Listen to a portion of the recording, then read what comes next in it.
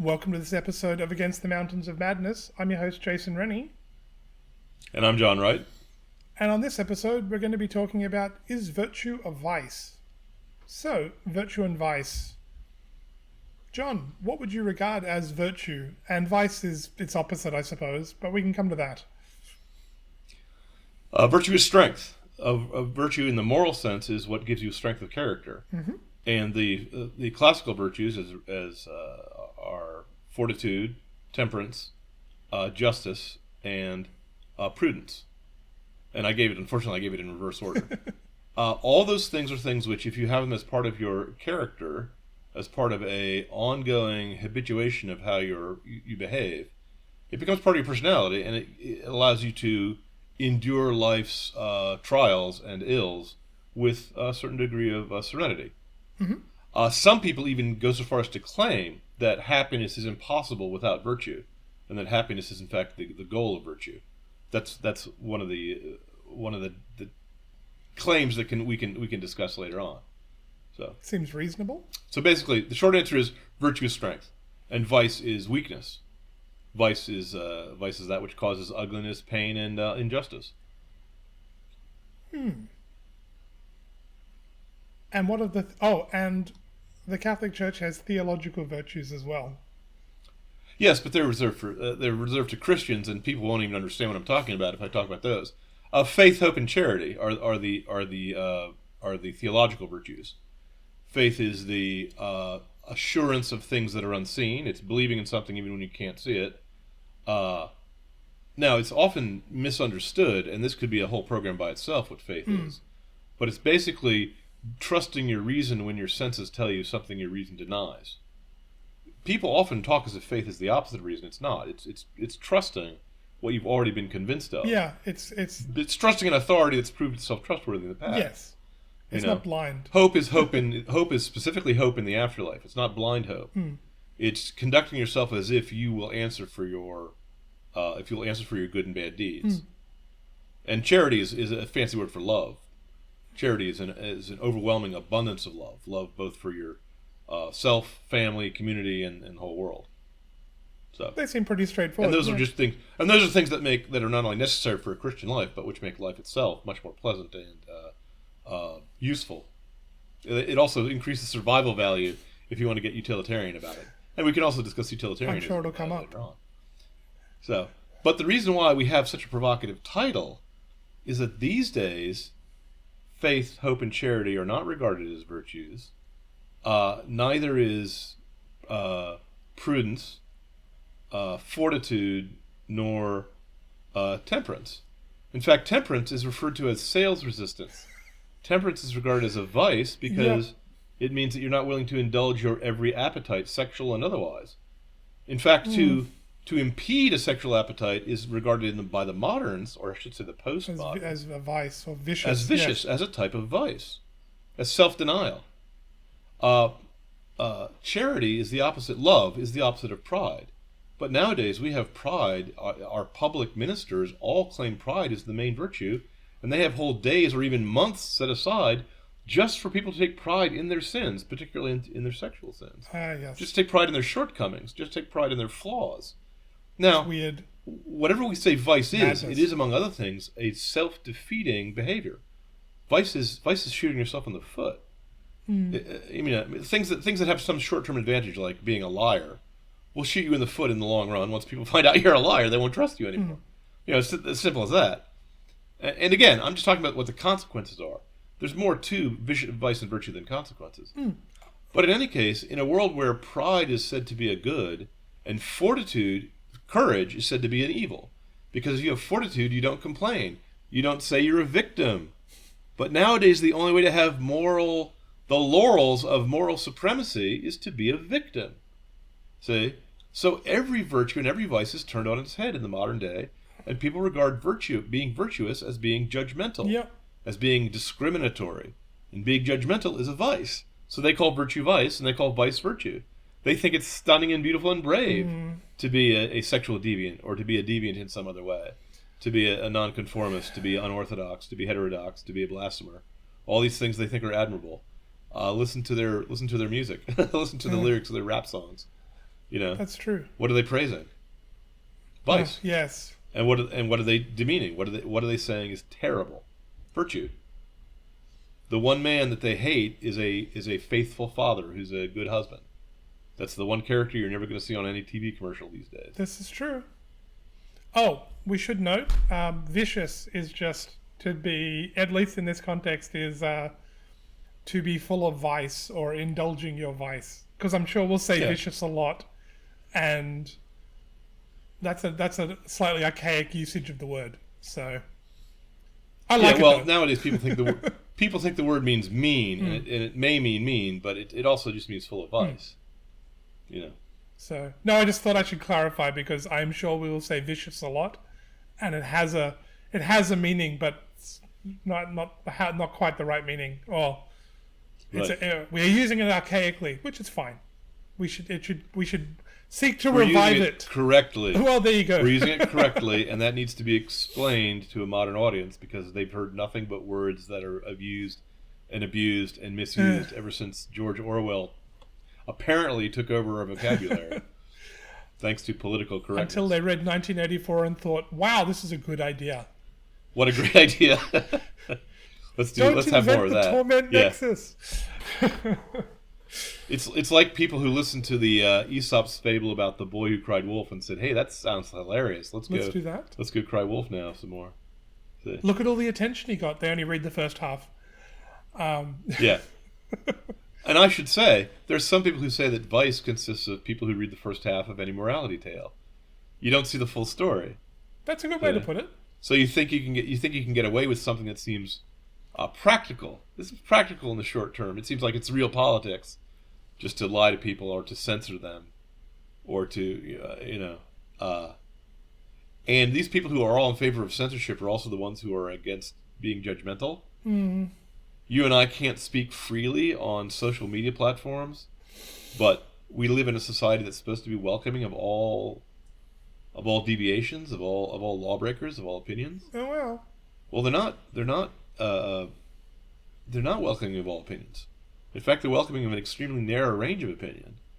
The new orthodoxy, the orthodoxy of their religion. Of course. It's not the orthodoxy of my religion. I mean... So please note that what they're trying to do is, by calling virtue a vice, they're trying to abolish virtue. Of course. But anyone who speaks of virtue as being relative, or being a social construct, or being partisan, or being parochial, anyone who speaks of virtue as being relative or parochial is trying to undermine the authority of virtue. They're trying to say, well, there shouldn't be a nudity taboo because in the Middle East a woman would cover her face before she'll cover her bosom. Okay? Therefore, nudity taboos. Well, there shouldn't be a taboo against cannibalism because there's a tribe somewhere that practices cannibalism. So, but what happens when you undermine the authority of virtue is virtue doesn't vanish. If virtue vanished, you would live without a conscience and you would live like a beast. Nothing would be good or evil. You just were acting on impulse. But that's not what happens. When you try to abolish the authority of virtue, all that happens is it inverts. Mm-hmm. It flips upside down. Virtue becomes vice and vice becomes virtue. And men don't live like beasts in that case. I wish they did. They live like devils. Yeah, I was going to say. They actively use their rational faculties to do evil and to do great evil. They are lower than the beasts. And to plan them and to commit them with zest. Mm. Okay, that's not the way an animal... No animal is guilty of a sin. Animals can't sin. They can do harmful acts, but they can't do evil acts. Because they don't have consciences. Okay, but men can. So, if you live with virtue as vice and vice as virtue, then you've inverted morality. You've turned it upside down. Can you do that, though? I mean, Yes, we're seeing it around us all the time. No, well, okay, hang on. Let me back up.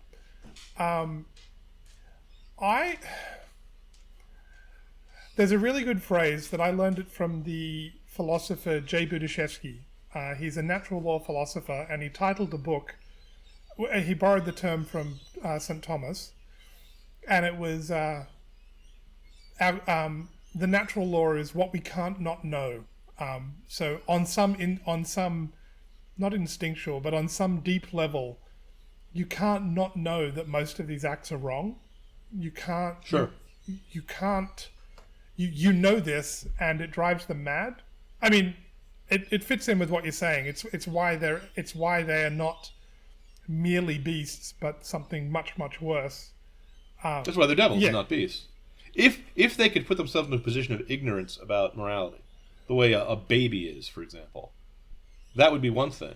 That would be bad, but it wouldn't be satanic. But these are people with reason. These are people who can foresee the consequences of their action and choose to pretend not to. Are you sure? Their conscience gnaws at them yes. like as if they ate a bag of scorpions. Yep. And they can't confront their conscience. So what they do is they blame society. They blame you and me. They blame anyone who reminds them of the evil they're doing. They blame the reason why you don't see fathers anymore, family men, heroes, and saints anymore in literature or in the movies or in TV commercials is because those things gnaw at the guilty. The guilty. It's fascinating, isn't it? That's why they change language.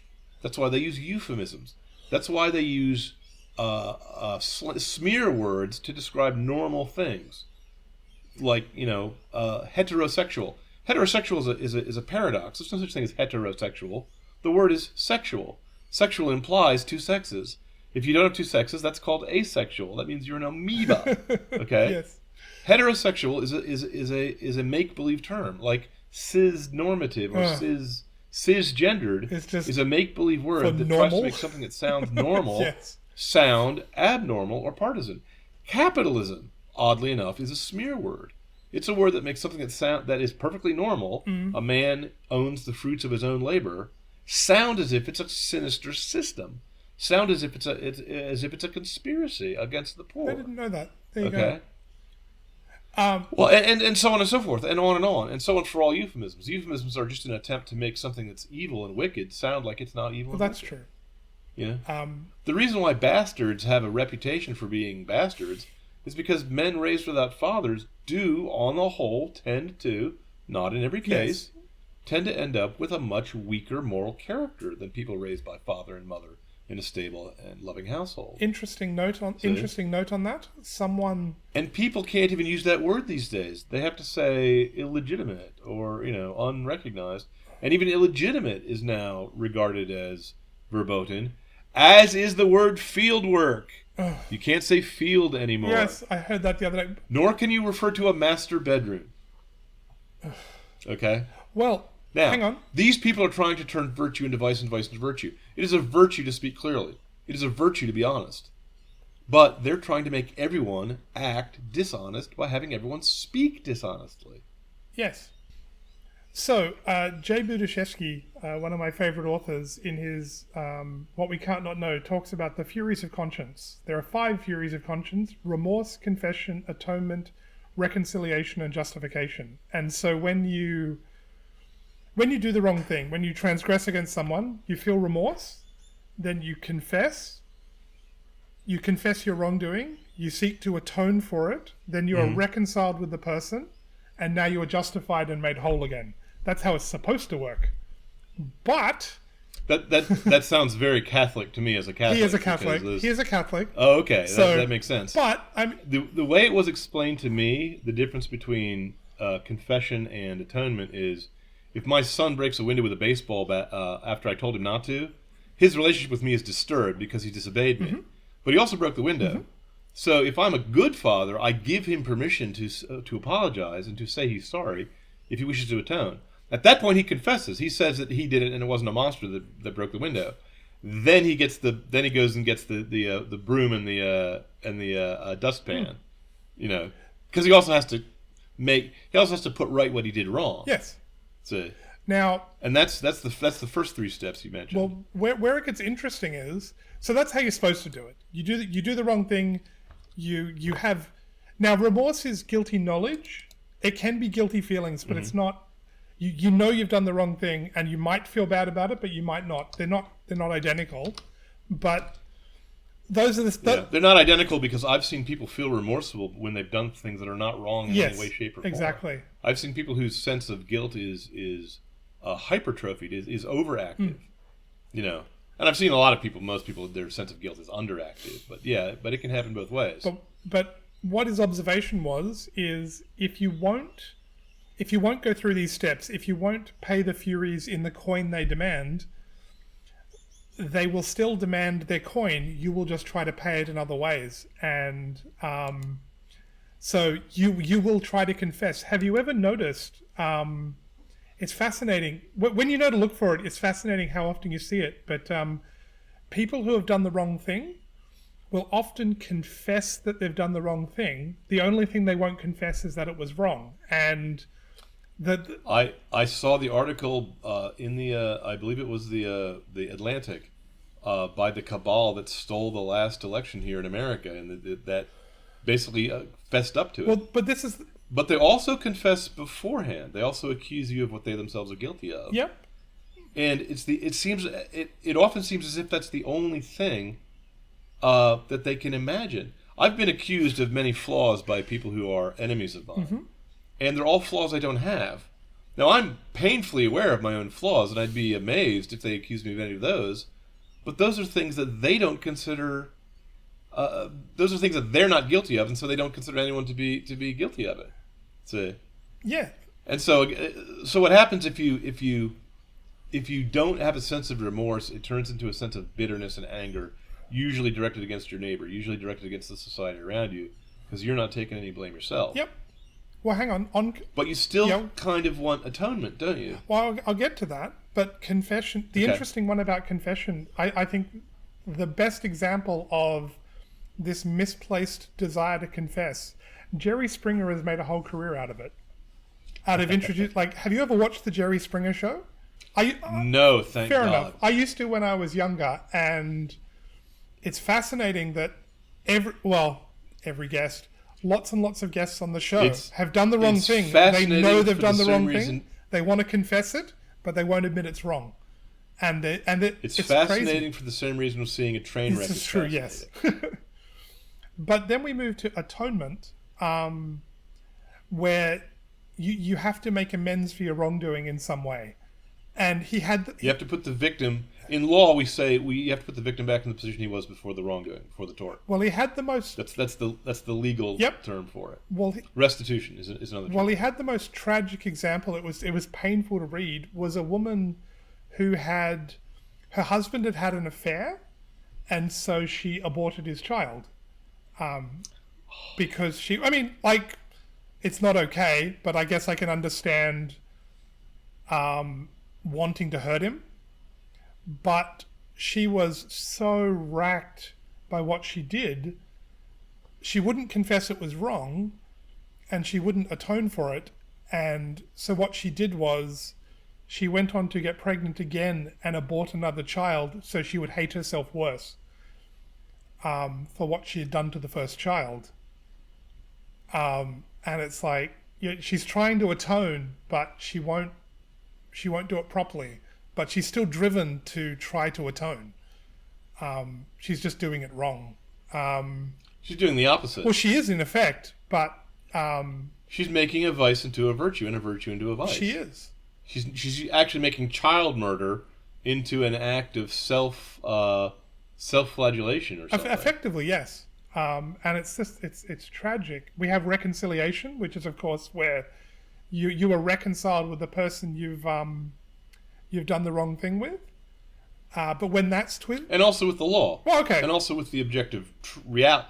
When you commit a sin, when you commit a vice, you have left the path of reality. You've left the truth behind. You've erected a false universe in where cause and effect suddenly doesn't operate. Okay, and I mean that kind of literally. I mean that you now pretend in your mind that this evil act, when you do it, it's okay and will lead to good consequences, and that you won't be judged and you won't judge yourself. Okay. And you can smother your conscience as much as you like, but it's like trying to strangle Hercules in the crib. It's not going to happen. See? And so you have to get back, even if you don't believe in God, you have to get back to reality. You have to be reconciled with both the person you offended and with the laws you offended. But what does the person who won't reconcile properly do? They surround themselves with people that are just as guilty as them. Drunks have drunks for friends. That is why thieves have thieves for friends. That is why the guilt-ridden. Yep, go on. That's why the guilt-ridden accuse everyone of wrongdoing. Mm-hmm. That's why racists accuse everyone of being racist while claiming that they themselves are not. Which is, in America, we have we call it the Democrat Party. Well, I don't know if you know our history, I but do. Yes. there was a Civil War, A little bit, yeah. and the Democrats then enacted Jim Crow laws, and then they blamed the Republican Party, which was the anti-slavery party, for everything bad the Democrats then did to the blacks. Yep. And then they demand restitution, and for people to fork over money.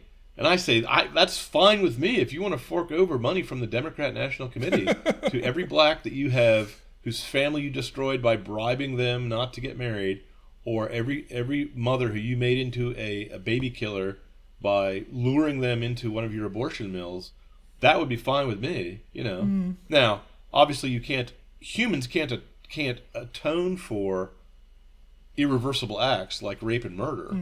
That's why we have a death penalty. In the church you can atone for it because there you have supernatural help. But there's no natural way. If I kill someone, I can't bring them back to life, no matter how remorseful I am. That's true. The most I can do is pay a weregild, which is really cold comfort. Well, you could spend the rest of your life trying to help others and atone for what you have done. There are things you could do.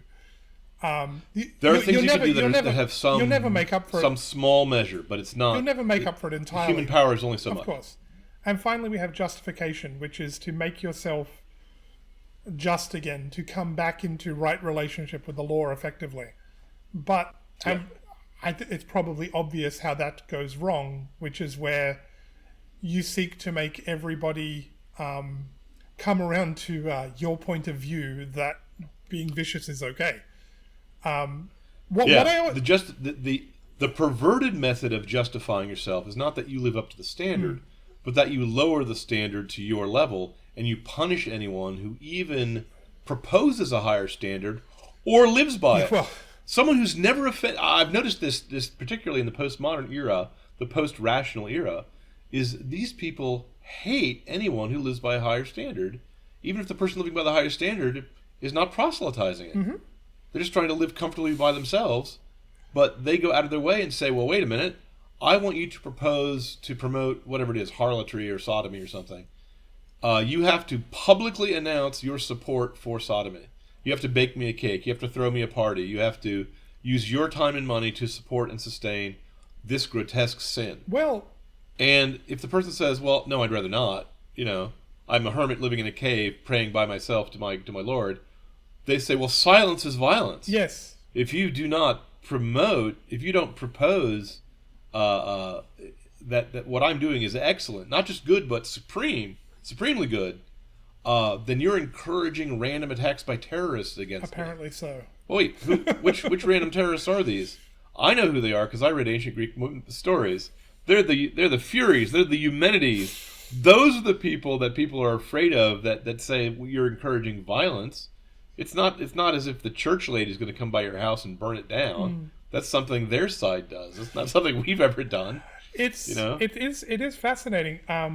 I've heard this story from it might have been Abby Johnson, who used to run an abortion clinic and now runs one of the big pro-life groups in America.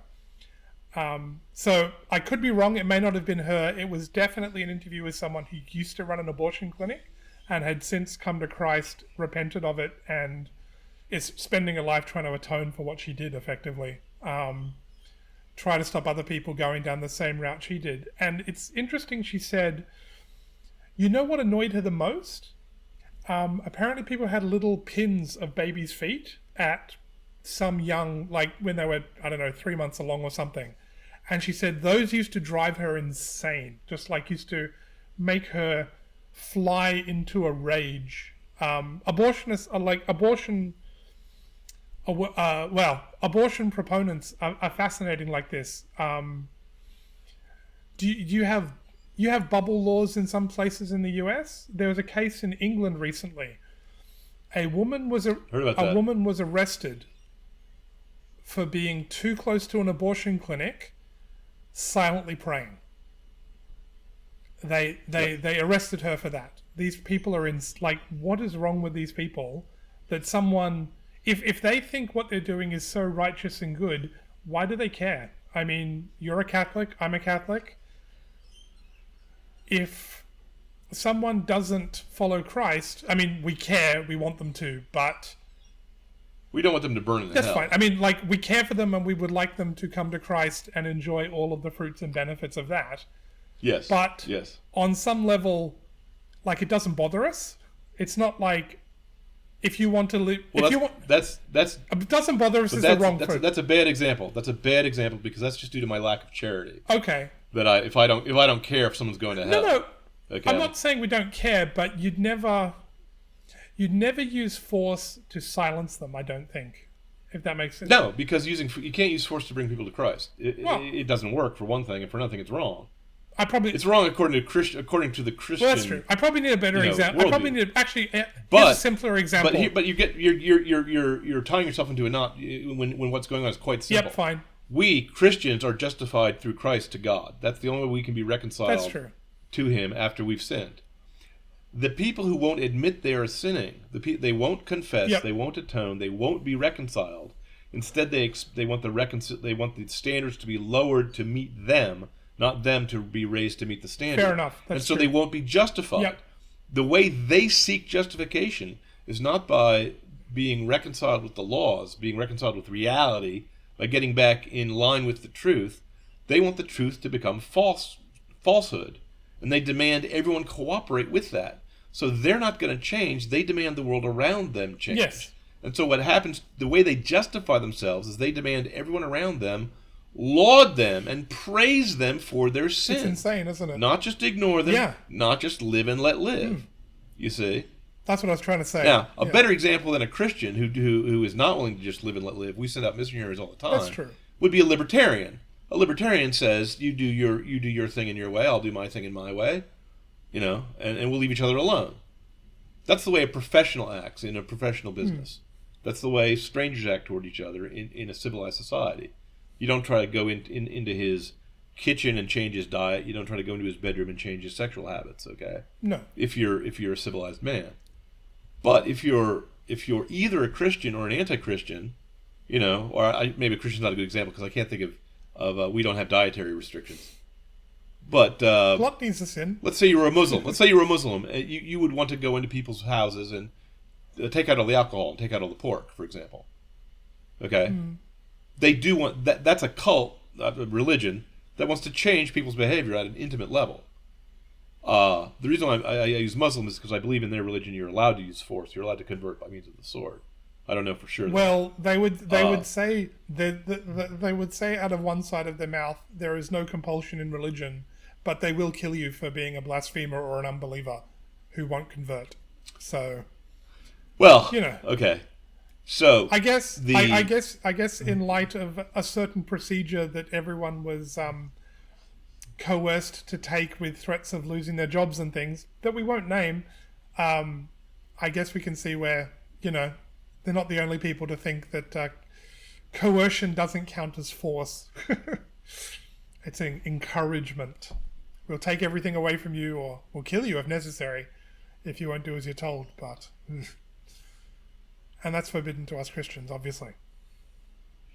Not sure where I was going with that. No, it's not. I'm sorry. I'm all in favor of getting the Inquisition back on its feet. It still exists. We still have a congregation for the doctrine of the faith, and I still think that heresy does really bad things. I do think you have to persuade people using reason. I don't think you can coerce them. It should be noted, the Inquisition gets a bad rap. It did some bad things, but interestingly, firstly, the Inquisition not compared to its contemporaries. Well, this is what I was going to say. The Inquisition, fair enough, the Inquisition did some things it shouldn't have done, but certainly by the contemporaries at the time, let's just say the Inquisition was so bad in medieval Europe and so heinous to be tried by that criminals would blaspheme so that they would be taken out of the secular courts and handed over to the Inquisition to be tried. That's right. How bad the Inquisition was. People preferred it to the secular courts. There's probably more an indictment on the secular courts at the time, but still. And just for the sake of historical accuracy, the Inquisition never punished anyone. They turned people over to the secular arm, and the secular rules at that time made it a capital crime or a corporal punishment to do certain things that are against the church. But the church did not. The only thing the church ever does is throw you out. is excommunicate you, which I wish they would do to Nancy Pelosi and Joe Biden, who are really bad Catholics and who preach anti-Catholic doctrine. I wish they would for their sake. Yes, I mean it creates scandal in the church. That's not good, but it would be good if they would formally excommunicate them because otherwise they're going to hell for their own sake. Yeah. Otherwise they're held to the standard that with otherwise they're held to a Christian standard, and they're going to be tried in the final court of no appeal by those standards. Whereas if they're merely infidels, if they're merely pagans, then they get tried by a much laxer standard. We have Dan Andrews here, who's apparently a Catholic, who probably gives Nancy Pelosi a run for her money. Wow. Wow. Dan, since she's the Wicked Witch of the West, I'm really surprised. Dan is pretty bad. He's the Premier of Victoria that they keep electing for some reason. And Dan is... In America, we used to have elections, but nowadays they just have a ballot box ritual, and then they tell us who they've selected for us. I don't know if they do that in Australia, but that's the next wave. That's the Great Reset. It's quite possible we do. But that's politics, and that's for another show. Fair Let's enough. get back to virtue. Yes, virtue. Back to virtue. We're getting off track. So the furies of virtue are it's not regret. What was the word? Remorse. Knowledge of your own wrongdoing. Remorse. What's that called? Remorse. Well, you have remorse. Remorse. You have remorse. Confession, atonement, reconciliation, justification. Yes. Confession, atonement, reconciliation, justification.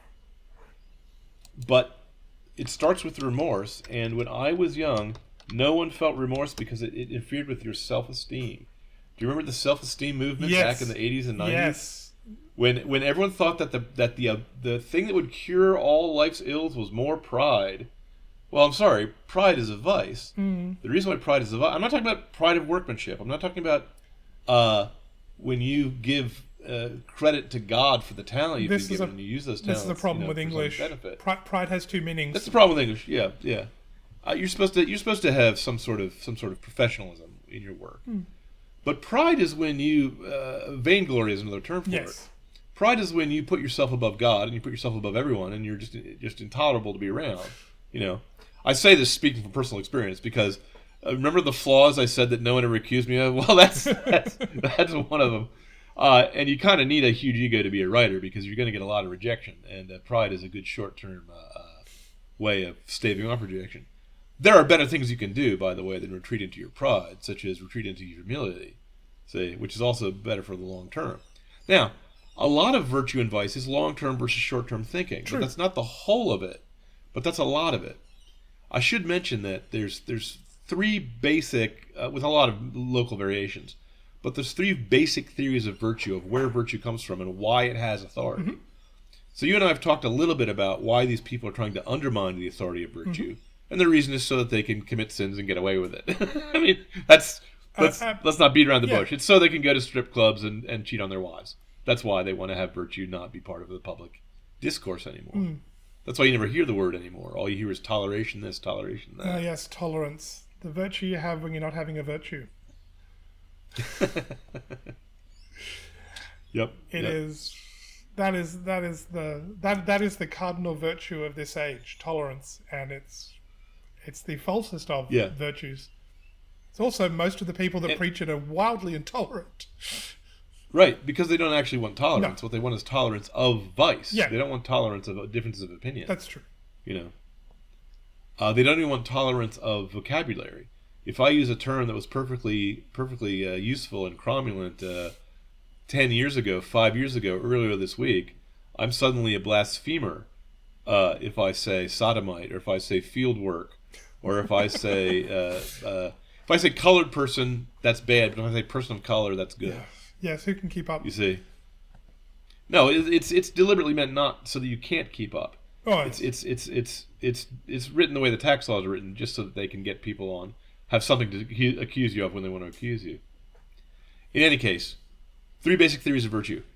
The one I like the best is, of course, Aristotle's, mm-hmm. and he regarded virtue as the habituation toward having a good character. His theory was called eudaimoneanism, mm-hmm. having a good spirit. And some people mistake him for thinking that virtue is Some people confuse him with a hedonist who says that virtue comes from pleasure, that virtue comes from happiness. But Aristotle's idea of happiness is not the same as pleasure, because, shock of shocks, pursuit of pleasure doesn't lead you to happiness. No.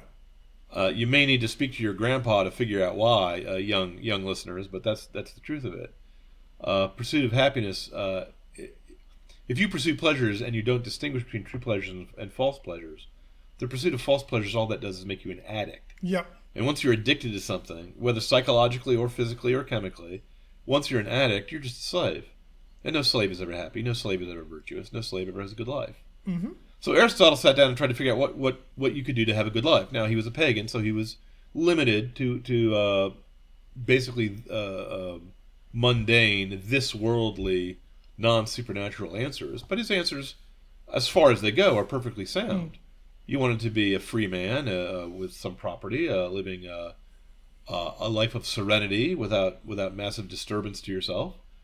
And so he preached something like an idea that if you've had enough virtue to withstand the shocks and turmoils that will inevitably come in your life, you will have enough justice to be able to treat people fairly. You'll have enough courage and fortitude to face life's evils without whimpering and crying like a girl. You won't be a victim all the time.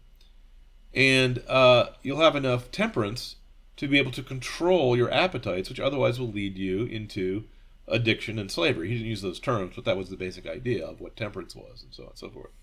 And prudence is just the general virtue from which all of the virtues spring, which is good judgment. You won't be a fool, okay? Because fools, despite what it tells you in Hollywood movies, don't have happy lives. They don't have good, virtuous, productive lives. No. Okay. Now the only problem with living a life in order to develop a good habit of virtue, generally it's a good answer, and I would recommend it to anyone who doesn't have a better answer. But there's also questions of, well, what do you do in time of war? What do you do in time of emergency? What do you do when self-sacrifice is called for? Obviously, I can't tell a person throw yourself on a hand grenade for the sake of your flag and of your teammates. If I'm saying you're doing this because it's going to develop into you a habit of having a good and happy life, no, your life is going to get cut off at that point. Sometimes virtue is just a matter of duty, whether it benefits you or not. So the second major theory of virtue is called the deontological theory, which just is a list of the rules that you're supposed to abide by. Now, the most articulate proponents of that theory are the Stoics, and I'm a big fan of Epictetus, who was a slave in Rome, and also a fan of Marcus Aurelius, who was an emperor in Rome, and from the top to the bottom of their social hierarchy, they agreed on the basic principles of Stoicism. A Stoic tries to take a very pragmatic and logical approach to this question. A Stoic says there's some things in life you can control: your thoughts, your attitudes, your impulses, what you want to achieve and what you want to avoid. Yep. Your judgments, those are under your control. What is not under your control is your body, your property, your reputation, your offices. Everything the world gives to you, the world can take away. Your health, your family members, all that is you should cherish not intimately, because it can be riven from you. It's not yours. Now, if it were possible to live a perfectly happy Stoic life, I would recommend it, because then you would be like an iron statue. You would simply be unperturbable, because there was nothing they could do with you. Once you were on the torture bed, you would simply say, cook the other side. You wouldn't flinch. I do not myself believe that people can behave according to the Stoic standard unless they have some supernatural help. I think that martyrs can behave like Stoics, but I don't think Stoics can. No. See? So I think the deontological method is a good method of approaching virtue. Virtue is abiding by the rules, whether it benefits you or not, whether you like it or not. But that raises the question as to what's the rules, where do the rules come from? The Stoic would answer the rules come from nature. They say the rules come from just the reason and what you need to do to have a good society and a good life. And sometimes society requires you lay down your life for it. And that's how you deal with things like throwing yourself on a hand grenade. They're in favor of self-sacrifice. Now, unfortunately, they're also in favor of suicide, the Romans at least. So I think that both Eudaimonism and Stoicism have an apotheosis, have a reconciliation and a flourishing when it comes to the Christian worldview, because uh, there you don't lose your whatever virtues you've gained just because you die, because there's an afterlife. See, if you've lived a good life and you die a martyr's death, you get rewarded for it. You don't. It's not just the end. It doesn't mean your sacrifice is meaningless. You get to meet the mates whose life you saved later on when you're at the feast of the Lamb, when you're in heaven. See, and then also the question of where the rules come from. You can the Stoic answer that they come from nature is a little bit of a difficult answer to understand. It's a little bit of a bad answer, because nature is actually bloody in tooth and claw. Nature is actually a cruel mistress, a cruel stepmother. But if you say that the rules of nature come from nature's author, who is all good and deserving of all your love, that's just a much easier answer to deal with. See? So then you can both have. So then the things that are your duty are also the things that make you a good man. See, and then you're free from consequentialism, and that's the flaw that Aristotle tends to lead to. I don't say he's not a consequentialist. No, but consequentialists are people who say that a thing is good, that the ends justify the means. Yep. That if it leads to a good end, no matter what means you used, they're justified. The Catholic Church rejects that notion for obvious reasons. You should. The consequentialist. Here's my motto is that consequentialism has bad consequences. It does. Utilitarianism is the democratic version of consequentialism, where you say it's the greatest good for the greatest number. Now that has several problems. First, who defines what's good?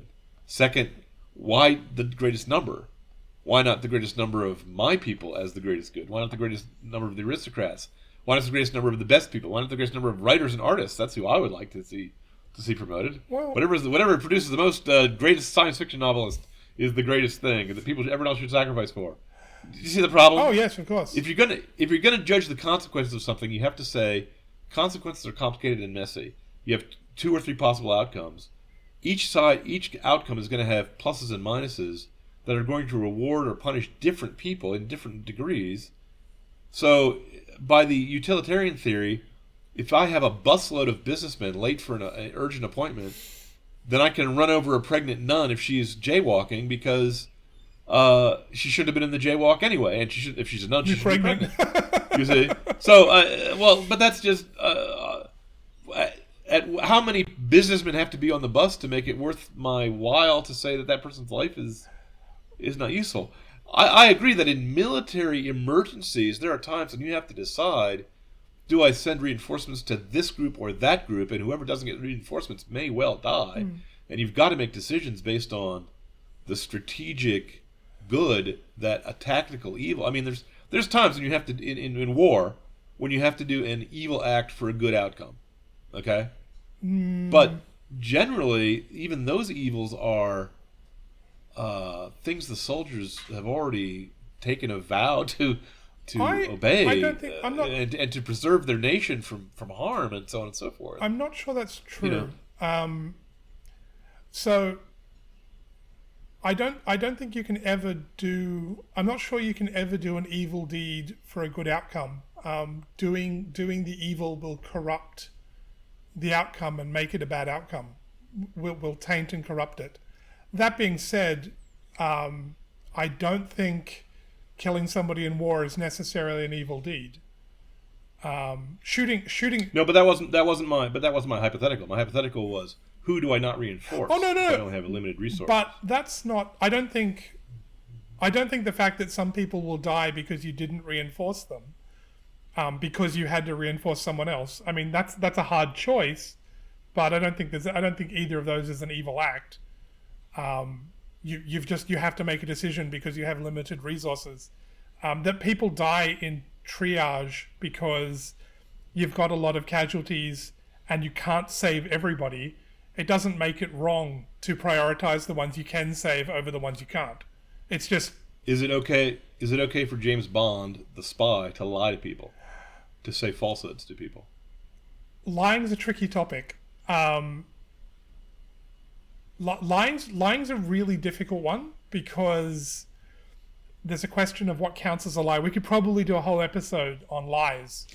Well, no, because there's different, like, a lie. Let's clarify the question. Make it simple. James Bond is lying to an enemy of the Empire, an enemy of the British Crown, who he suspects is up to no good, and he's doing it for the sake of preserving his nation from harm. Is the fact that he's doing it for the sake of crown and country sufficient justification to justify the fact that he's uttering a falsehood? He is a spy. Spies lie for a living. That's what they do. They lie and they spy on people. I think it is. They sneak up on people. But I mean, I think there's a simpler example. There's a Nazi officer at the door and you have Jews hidden in the basement. Is it okay to lie to the Nazi officer? Certainly. And hang on. Absolutely, but certainly absolutely, because you don't owe them anything at that point. They're your enemy. Well, there's different schools of thought. One school of thought says, the deontologists actually say you shouldn't lie because you should never lie. So you shouldn't lie. I will recite a song for your benefit. If your father's in the cellar hiding from a feller who wants to break his skull, do. You hurry up and let him in, because lying, is a sin. It's categorical. Yes. I'm making fun of Immanuel Kant's categorical imperative, which tries to make all duties deontological. Well, but hang on. There's a little bit more to it. There's one school of thought that says it's okay to lie to the person because you're preventing a greater harm in doing it. But there's an interesting middle school of thought that says you're not actually lying to the person when you tell them there's no Jews in your basement, because they have no right to ask that question. That's not a legitimate question to ask. They are effectively, by asking you the question, it's not a legitimate question. They can't morally ask that. If you don't tell them the truth and they believe you, they're effectively lying to themselves in a sense, because the question's not legitimate. There's no need to be so. It doesn't count. It's not actually a lie effectively, because it's not a legitimate question to ask. So again, I think you don't need to be as I thought it was interesting, casuist as that. All you have to do is say the lie is justified because otherwise a greater harm will. That's true. I think that's a legitimate response, because they don't have a right to ask the question. Let me put it this way: I'm an attorney, or I used to be at least. Is it okay to kill in self-defense? Of course. Someone's coming to kill your father in the cellar. Can you whip out a gun and shoot him? Of course. Sure. Now, is it murder? No. It's killing. Is it homicide? It's killing. It's not murder. There's a distinction. You are wrong. It is murder, but it's justified. It is homicide, but it's justified in that case, because homicide is the intentional killing of a human being without justification, mitigation, or excuse.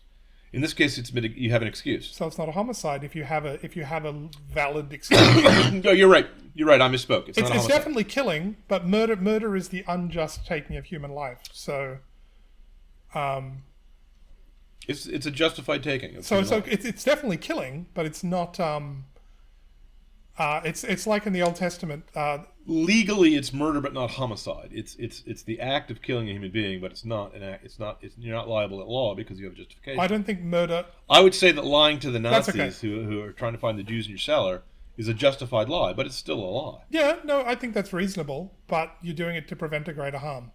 But some people would argue it's Sure. technically not a lie because you can't legitimately ask the question. So whatever answer I give you is fine.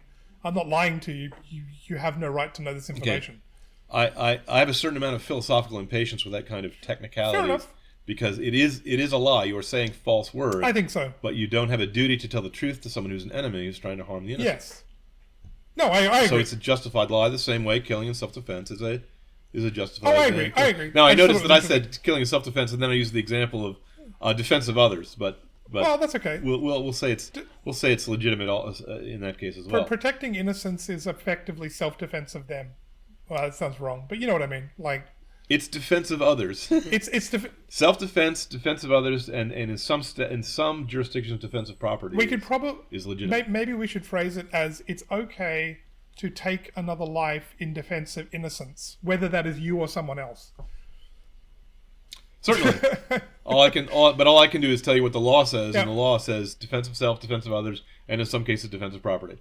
So, and I think the law is correct in that case. I agree.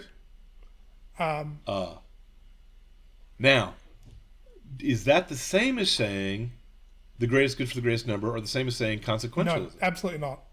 Because it's not the same as consequentialism. I would say that you're justified in killing to defend your father from a murderer, a would-be murderer, even if the consequences are terrible. You know, even if what happens next is much worse for everyone, you still have a duty to defend your father because he's your father from being murdered. You know, in fact, and so the consequentialist argument is people talk as if things like murder in self-defense, killing in self-defense, is consequentialist. It's not. You're doing evil so that good may come of it. But in fact, you're not doing an evil. You're not doing an evil at You're all. doing a harmful act. Yeah. But it's a harmful act that is made necessary by the circumstances.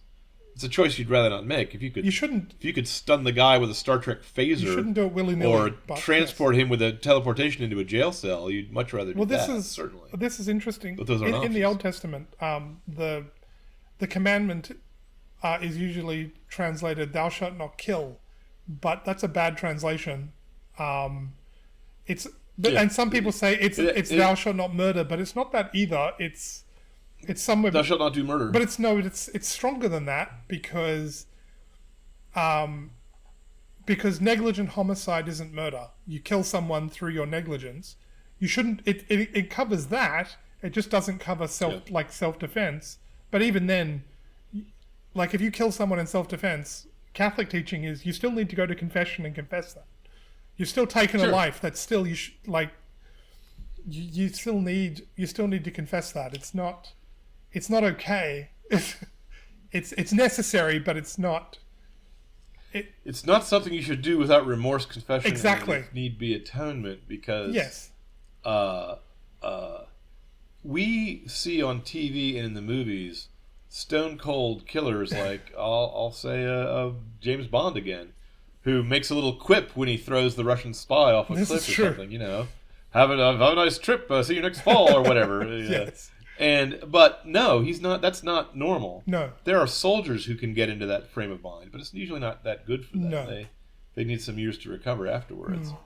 But again, I wouldn't mind having a line of soldiers afflicted with that particular stone cold discipline between me and the war's desolation. Well. So that again, it may be a necessity. There are some things where I think that you need to make a decision between two bad options. Yes. And you need to take the less worst choice. Hang But on. once you say the ends justify the means, Oh. basically you're saying that evil is permissible. The demons all rejoice whenever someone says that. That's all. That's the someone in hell gets a bonus check for the tempter. Uncle Screwtape's nephew Wormwood gets an extra Christmas present or something every time that happens. I would note, importantly though, two things. Whenever it comes to ethical choices, it's always between two bad choices. Because if there's a good choice, you're obliged to do that instead of the bad choices. It's always between two choices. Why do you say it's always between? There are many ethical choices where I'm called on to do something that's good but hard to do. Oh no, hang on. Wait. I don't feel up to it. Wait. No, but I mean, wherever you have an ethical dilemma, because it's always you should do the good thing. It's always a choice between like, do I kill the person in self-defense, which is not ideal because you're taking their life, or do I let them harm an innocent? And you choose self-defense, but that's sort of ideally you don't want to kill anybody, but given somebody's going to die, it's better the person intent on doing wrong is killed than the person who does not have. So it's a choice between two not good choices, if that makes sense. Right. You always should choose you the pick good, the lesser, but also you pick the lesser of two evils. Always, yes. But that's all ethical dilemmas are like that. You should always do the good if you can. But not all ethical dilemmas are like that. I had a choice between whether to go to do charity work at one place or another place a few weeks ago, and that was an ethical dilemma. I guess. I mean, it's not. Well, no, that's not an ethical dilemma. Whichever you choose is still a good. It was a dilemma between my sloth and my duty. Fair enough. Let me put it that way. Fair enough. But choosing one charity over another if both charities are doing good. But I would note, sorry, also you said... Well, that was part of it. See, prudence is also a virtue. I gave money to a charity for many years before I found out that, despite their name, they were not a Christian charity, and they They weren't helping spread the word of God, which is why I was giving them my money. Action. If you say, I thought it would be a good idea to lie to the American public and tell them not to use masks, when I myself thought masks were a health necessity, because I didn't want them to take masks away from nurses who needed them more, then you're evil, because you're making the moral decision as to who gets the resources. Okay? And you're knowingly lying. You could have simply, I mean, if I was in such a situation, I would merely stand mute, or I would resign my commission before I would. If my duty as an officer required that I lie, I would resign.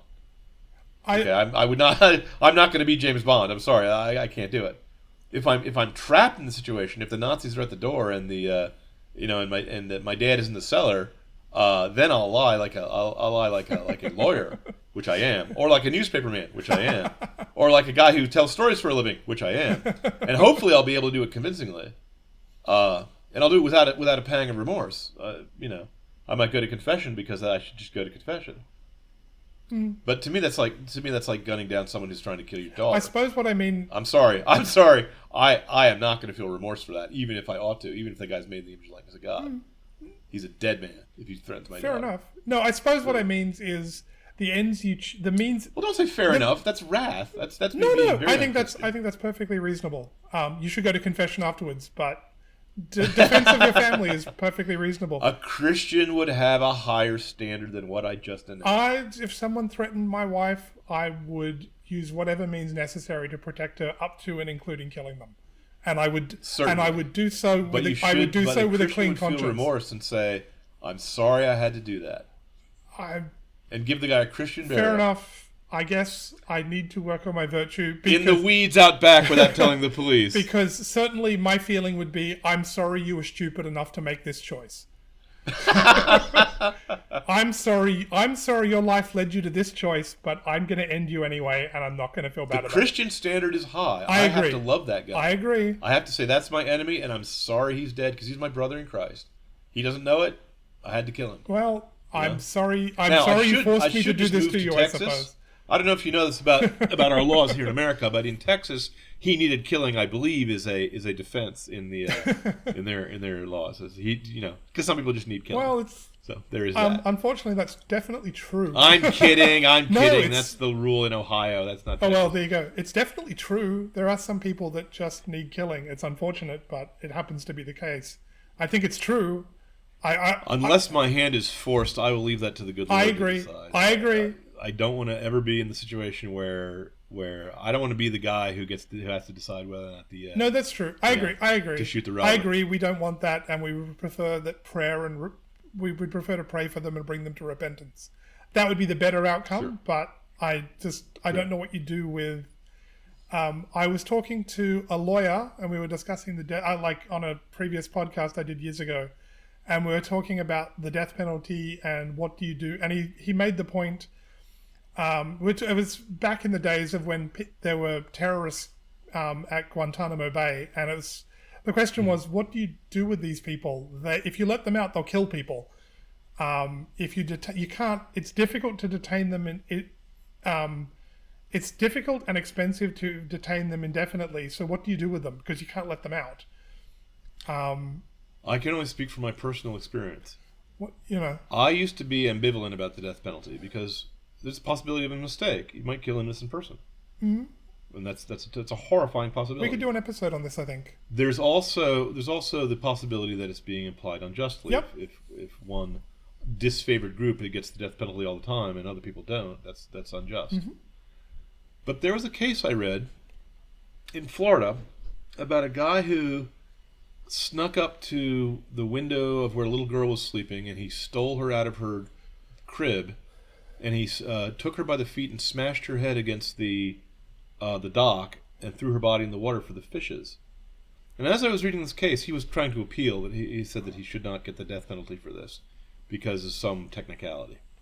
And as I was reading this, I was so overcome with rage, so overcome with indignation, that I said, if this guy got off because of a technicality, I'm going to go down there, I'm going to find him. Yeah, and I'm going to do him in myself. Well, he's done because such a grave the evil. crime was so horrific.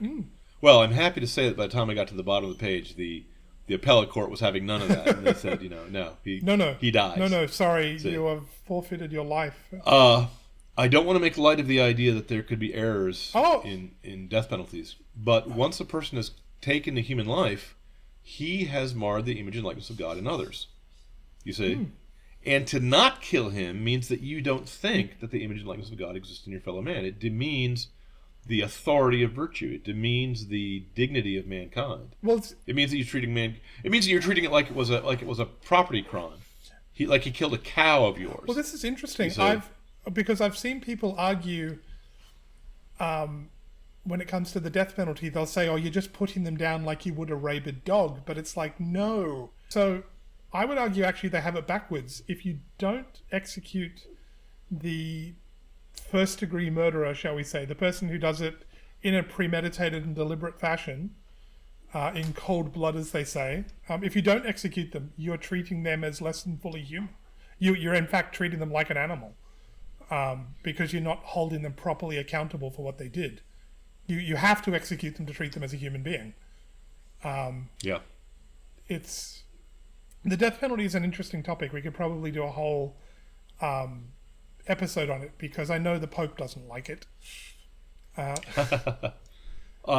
respect the head of the church, and I'm sure his private opinions are of interest to himself. Well, I mean, we should do it until he changed it. The Catechism had what I thought was a perfectly reasonable stance on it, which was it's to be avoided if at all possible. Yeah, I agree. But there are certain situations where I don't think it is possible. I'm not sure. For one thing, how do you protect prison guards from being shivved? If you from people who are already on death row, what are you gonna do? Put them on death row more? Well, excuse me, belay that. I said death row. Yeah, I missed my but point. Life. If a guy's in jail for life, what do you? And you don't have anything further to threaten him with. Yeah.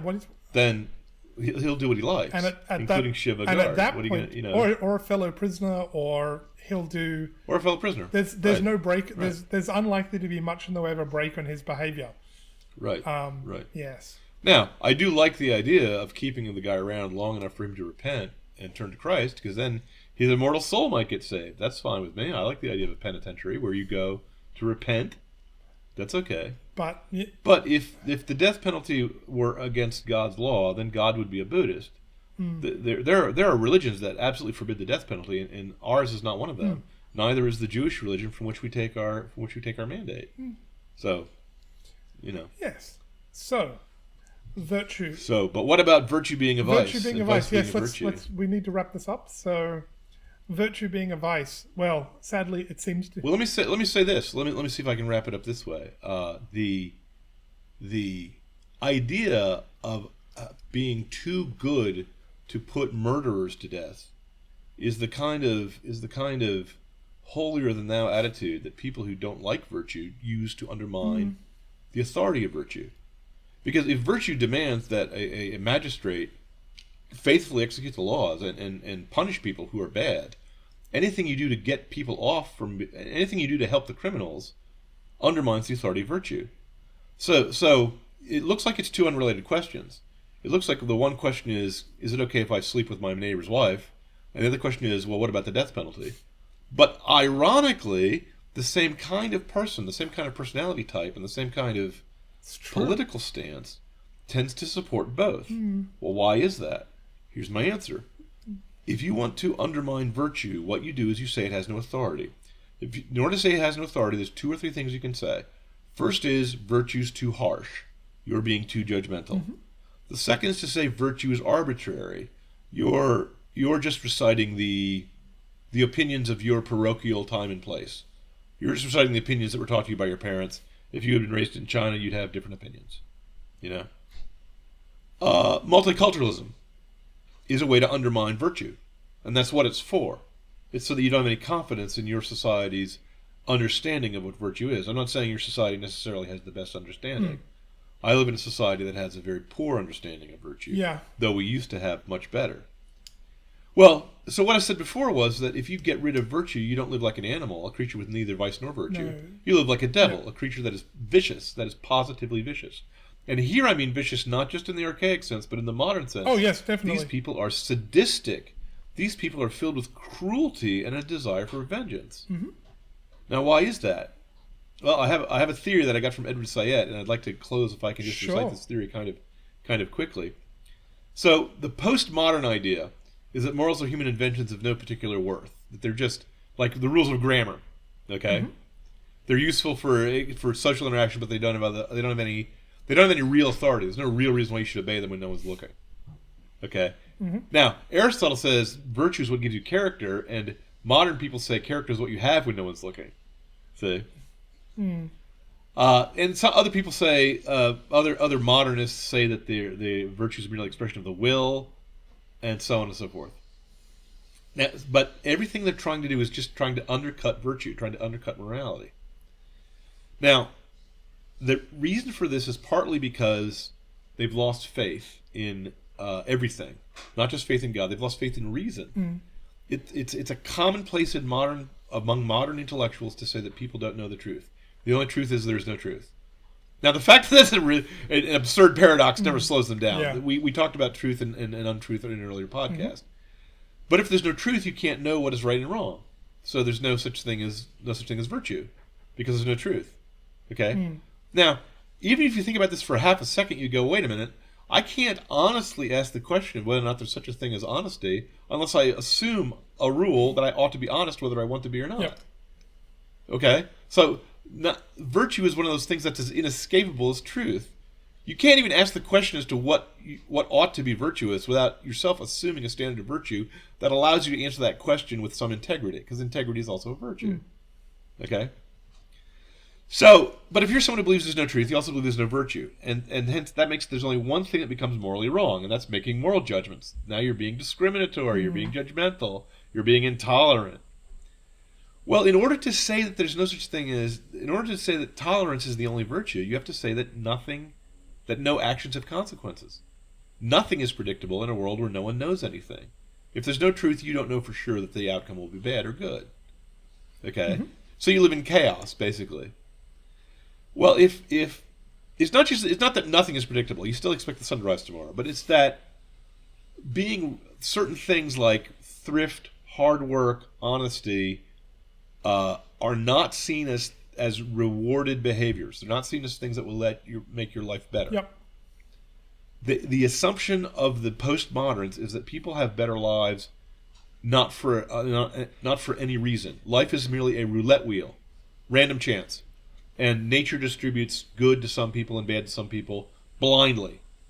It's never merited. So the rich man is never rich because he worked hard. The poor man is never poor because he became a drunkard, became addicted to drugs. The poor man is always poor because society made him poor. The rich man is always rich because society made him rich. And society is then seen as the thing that fixes the roulette wheel. So the roulette wheel is never honest. You don't need to, once you believe this idea, you don't need to look any further for any proof. The mere fact that if it was a roulette wheel, if it actually was random, then the Christian nations wouldn't be the abundant, civilized ones with technological improvements. The nations that have intellectual property laws wouldn't be the ones where all the inventors live. Okay? Yeah. The fact that certain behaviors lead to wealth and power and glory is ignored by this roulette wheel theory, this theory that life is random, life is unfair. So if you think life is a roulette wheel and you see that one group always gets the rewards, not once or twice out of every spin of the roulette wheel, but every single time, you go, they must be cheating. They must be cheating the wheel because I know it's random because there's no such thing as consequences. So they become the enemy. Whoever is successful becomes the enemy because of his success. Success, by definition, means cheating. And whoever is unsuccessful, by definition, was cheated. They never deserve it. There is no deserving. No such thing as deserving if you live in a life if you live in the universe where no one makes judgments. You see? Yep. So this philosophy is applied to the leftists to all aspects of life, not just money, not just rank and power, even imponderable rewards, like who gets the sacrament of marriage is based on whoever does the opposite of what earns the reward. If you are unchaste or even sexually perverse, doing the opposite of what will get you a sexual reproduction in a family, then you get the benefit. If you do the thing, you have to have it taken away from you. That's why no healthy families appear in TV commercials or shows or movies these days. You know, that's why there's no fathers. That's why there's no masculine men. You see, even things like who gets a statue put up or who gets a school named after them are now based on this roulette wheel view of life where they consider morality to be inverted. If you are a great military leader or a hero or the father of your nation, you're evil, but just from the fact that you were successful at what you did. But if you're a drug addict criminal who was killed by the police, you should have a statue, not the guy who freed the slaves. Okay, that statue should be pulled down, you see? And it's true in the arts and in the sciences and in every other field where this philosophy touches, you see? It is madness. And so the leftists are a lot like the ancient Gnostics that we've talked about before, where life consists of an oppression of laws and an oppression of logic, and they think that laws and logic have no other point except to victimize the victims. So all victims are good. There's no goodness aside from being a victim. All law and all logic is bad, including trivial things like the laws of art, the laws of grammar, the laws of health and well-being. Yep. You're supposed to be overweight. You're supposed to be unhealthy. You're supposed to tattoo yourself. You're supposed to be on drugs. All these things that they think of as brave and beautiful are ugly. I don't even want to mention the statue that just cost $1 zillion that my Americans just put up in, I think it was Boston or something, to celebrate Martin Luther King. And the thing looks like a Cthulhu. Yeah, it does. It's just a nightmare. It's weird hands it's or just something. a nightmare. It's just a nightmare. Oh. So obesity and ugliness are affirmed. Gender dysphoria is now not a mental illness, but it is a mental illness to refer to gender dysphoria as a mental illness. It's called transphobia. It's now a phobia to say that. Well. Yeah. So once you reject the authority of virtue, you don't get freedom. What you get is you get enslaved to vice, because all these things now require that you uphold vice, you support vice, and you promote vice. And you're not even allowed to be silenced on the matter, because silence is violence. So, how do we turn this around? Apart from the usual, repent in sackcloth and ashes and get back to church. Repent in sackcloth and ashes and get back to church. There's probably nothing else, is there? All the institutions have fallen prey to this, and so they all have to be taken down one at a time. I think we will need to have a different podcast for each of the different several institutions, because it's getting the newspapers back to sanity. There's a separate question of getting the church back to sanity, and that's separate from getting Wall Street back to sanity, and that's separate from getting Hollywood, nuking Hollywood and just renting movies Hollywood's from a write-off. India. Yes, Hollywood's a write-off. Hollywood's a write-off, but Bollywood movies are really fun. If you haven't seen RRR, I recommend you go see it. It's on the to watch list, but it's 3 hours long. So yes. Anyway, so what's to be done? We're going to have to just do a separate series of podcasts. I fear so. But the first part is recognize the problem. That's true. The problem is that toleration, which everyone told you was a virtue, is nothing of the not sort. a virtue. Yes. Toleration is a vice and leads to vice. It will ruin your life and make you unhappy and turn you into one of these crabby leftists who are always yelling at people and who don't have any fun. You know, you're going to be overweight, living with your cats, and having a full facial tattoo. Yeah. You know. So, thank you everyone for joining us on this episode of Against the Mountains of Madness. I hope you've enjoyed it, and like, share, and subscribe, and comment.